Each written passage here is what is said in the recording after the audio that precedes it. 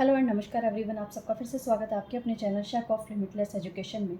आज हम practice set 7 discuss करेंगे। ये भी हमारा जनरल मैथ्स का ही रहेगा, सारे प्रीवियस ईयर क्वेश्चंस ही हैं, तो ध्यान से करिएगा। सारे क्वेश्चंस बहुत इंपॉर्टेंट रहने वाले हैं। इजी क्वेश्चन भी देखने को मिलेंगे और मॉडरेट भी, तो दोनों टाइप के क्वेश्चंस को ध्यान से समझिएगा। और डिफरेंट चैप्टर से लिए गए हैं क्वेश्चंस और डिफरेंट क्वेश्चन पेपर से ही उठाए गए हैं।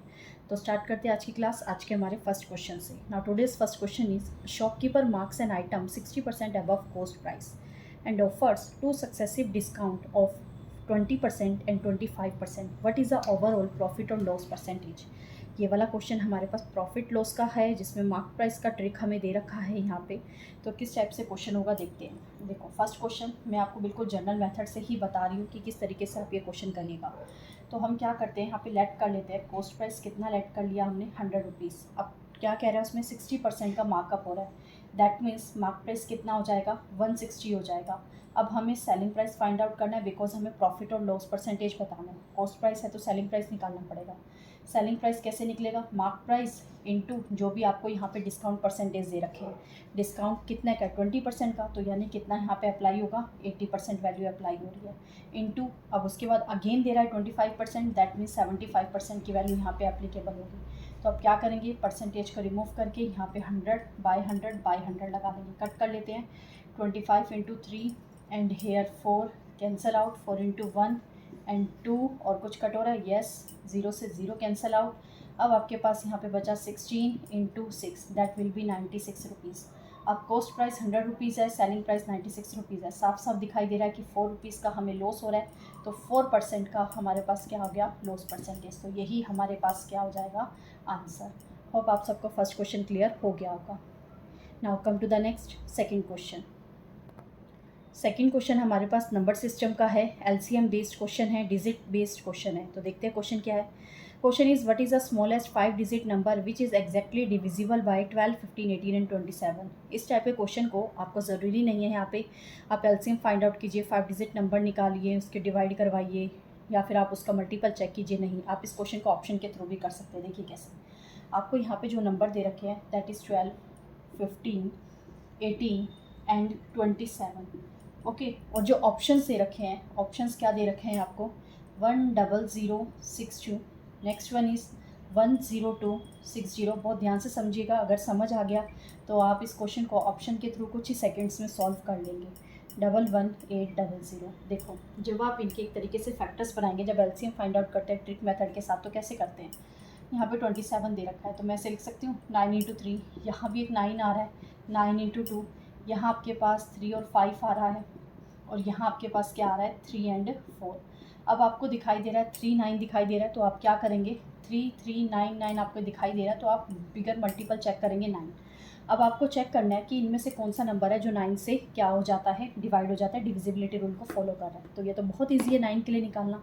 क्या करते हैं? डिजिट्स को ऐड ऑन करते हैं, करवाते हैं। 6 + 2 8 और 1 9, इसके चांसेस है होने के। 6 2 8 एंड 1 9, इसके भी चांसेस है होने के।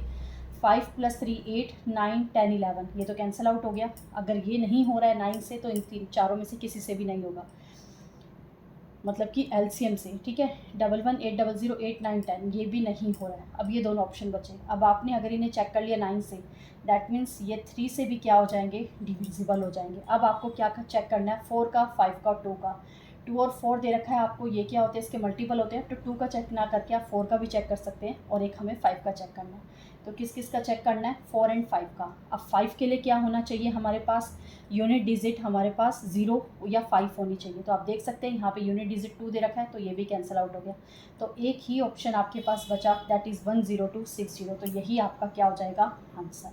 इन केस, ठीक है, इन केस अगर हम बात कर लेते हैं, यहाँ पे आपके पास कोई एक ऐसा नंबर आ जाता है 0 5 के साथ, यहाँ मैं अगर 0 ही लगा देती हूँ, तो 6 और +7 नहीं हो रहा, तब भी ये 9 से नहीं जाता। ठीक है, बट अब ये 5 से भी जा रहा है। अब मुझे चेकआउट करना है कि 4 से जा रहा है या नहीं जा रहा। फिर हम क्या करते हैं, यहाँ पे इनके लास्ट के 2 डिजिट को फिर हम चेक करते हैं क्या वो 4 से डिवाइड हो रहा है या नहीं। अगर दोनों ही 4 से डिवाइड हो रहे हैं, तो फिर हम क्या कर लेते, वहाँ पे फिर नेक्स्ट फर्दर नंबर के साथ वहाँ पे हम चेक करना पड़ता। अब यहाँ पे हमारे पास जो ऑप्शन दे रखा है दैट इज़ 10260, तो यही आपका क्या हो जाएगा? करेक्ट आंसर हो जाएगा, क्योंकि ये 2 से भी हो रहा है, 3 से, 5 से, 9 से, सबसे हो रहा है जितने भी है, तो दैट मीन्स वो इनके एलसीएम से भी डिविजिबल हो जाएगा। तो हमारा जो एग्जैक्ट आंसर है दैट विल बी 10260। होप आप सबको ये क्वेश्चन क्लियर हो गया होगा। अब यहाँ पे 4 ऑप्शन तो इस तरीके से थे, जहाँ पे 3 क्या हो रहे हैं आपके एलिमिनेट हो रहे हैं, सिर्फ एक ही बच रहा था। अब आगे नेक्स्ट वीडियो में मैं इस टाइप का ज़रूर एक क्वेश्चन लेके आऊँगी, जहाँ पे हमारे पास सारे ऑप्शन इस तरीके से होंगे कि सारे ही क्या हो रहे होंगे, फॉलो कर रहे होंगे, कोई एलिमिनेट नहीं हो रहा है या फिर कोई 2 एलिमिनेट नहीं हो रहे हैं, तो उन 2 में से हम कैसे चेकआउट करेंगे कि कौन सा हमारा आंसर करेक्ट है और कौन सा नहीं है। ओके, होप आप सबको सेकेंड क्वेश्चन भी क्लियर हो गया होगा। Now come to the next third question. Now question third is time and work का क्वेश्चन है। A B C can complete a work in 12, 15 and 20 days respectively. They all start together but C leaves after 2 days। Then in how many total days is the work completed. देखो कैसे होगा ये question. हमें यहाँ पे given है कि ए B सी काम कंप्लीट करते हैं 12 days, 15 days and 20 days respectively. तो हम क्या करते हैं, यहाँ पे एलसीएम फाइंड आउट कर लेते हैं। एलसीएम 16 आ जाएगा और ये हमारे पास क्या आ गई इनकी efficiencies. Efficiency of A is 5, efficiency of B is 4 and efficiency of C is 3। Question में कह रहा है किसी काम को ए बी और सी स्टार्ट करते हैं और आफ्टर 2 days, 2 दिनों के बाद, यानी कि 2 दिन तक ये तीनों मिलकर काम करते हैं। 2 दिन के बाद सी चला जाता है और उस काम को ए और बी कंप्लीट करते हैं। तो कितने डेज़ में कंप्लीट करते हैं हमें नहीं पता है, हमें बताना है कि टोटल कितने डेज़ लगते हैं उस काम को कंप्लीट होने में। 2 ऑलरेडी हमें दे रखा है, नेक्स्ट डेज़ हमें फाइंड आउट करना है, दोनों को ऐड ऑन करवा देंगे तो हमारा आंसर आ जाएगा। तो सॉल्व करते हैं।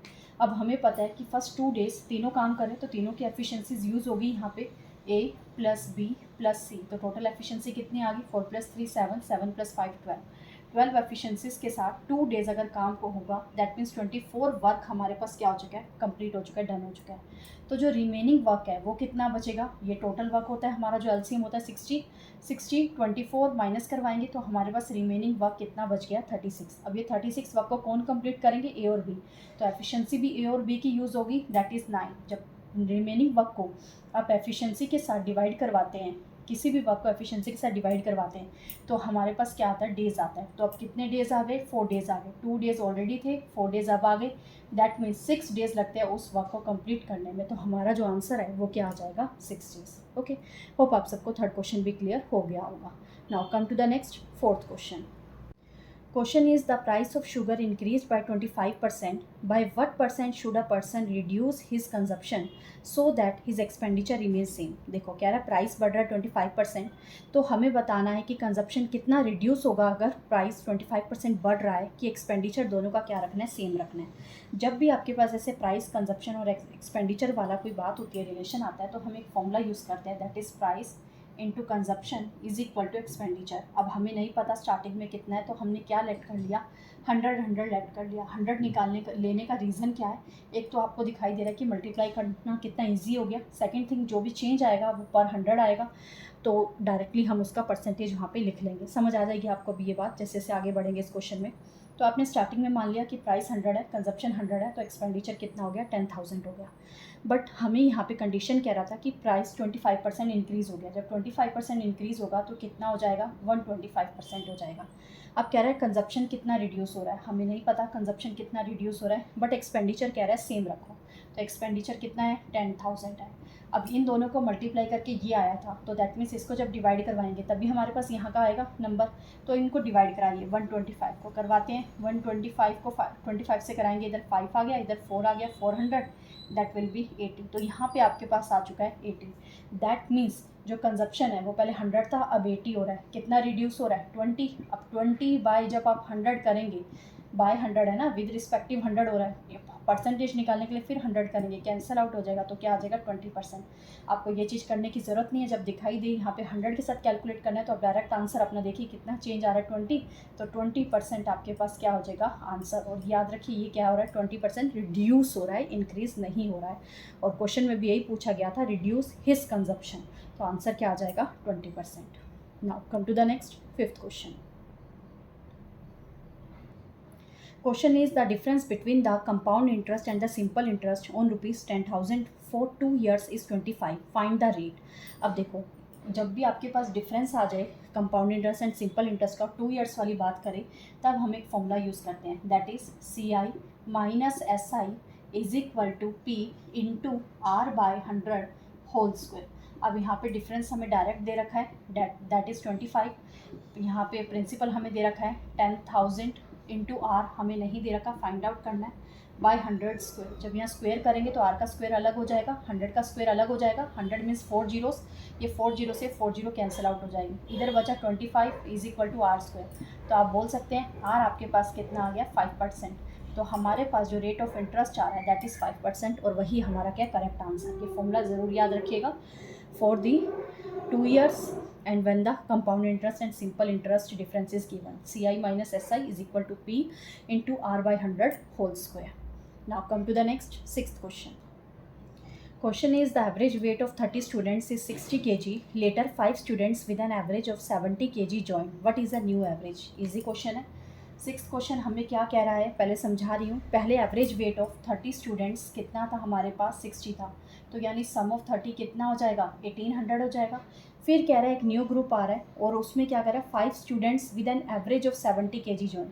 5 स्टूडेंट है और उनका एवरेज कितना है 70, तो टोटल कितना हो गया 7 इंटू 5 35, दैट इज़ 350। अब हमें टोटल बताना है, तो टोटल कितने हो गए 30 प्लस 5 दैट इज़ 35, और यहाँ क्या आएगा 1800 प्लस 350 एड ऑन कर 350 एड ऑन करवाएंगे तो आपके पास यहाँ पे आ जाएगा 0512 डिवाइडेड बाय 35। इसको डिवाइड करवा लीजिएगा तो आपका आंसर आ जाएगा 61.43 kg। ओके, होप आप सबको ये क्वेश्चन क्लियर हो गया होगा, बहुत ही सिंपल क्वेश्चन था। Now come to the next, seventh question.